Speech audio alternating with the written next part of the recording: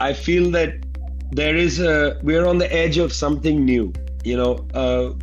I would say we've been through the fourth wave of progressivism since the Cuban Revolution. The Cuban Revolution was the first wave in 1959. The second wave was the Nicaraguan Revolution of 1979, and then Grenada and so on. The third was the Chavez movement, which set off in motion a whole bunch of election victories in Latin America.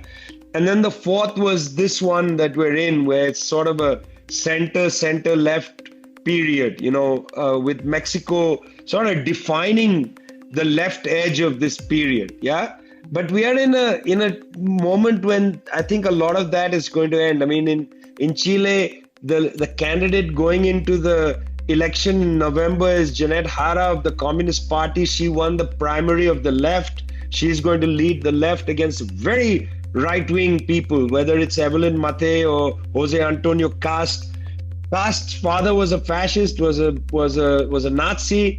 Matei's father worked in the Pinochet government. He was a general accused of torturing, with chemical stuff and so on, hideous backgrounds. They refuse to disavow that past. It's going to be a straightforward election in Chile between the hard right and the left. I think we are going to enter a polarized period in Latin America where the center is going to slowly evaporate and you're going to go from the hard left to the hard right.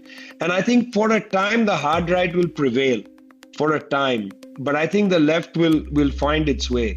For a time, the hard right in Bolivia and so on, the hard right is going to return.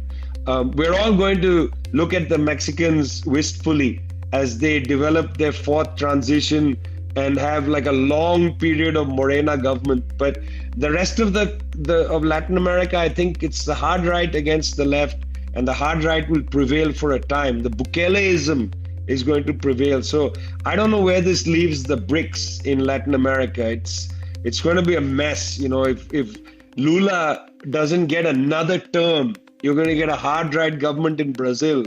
So it's going to be rough going, fellas.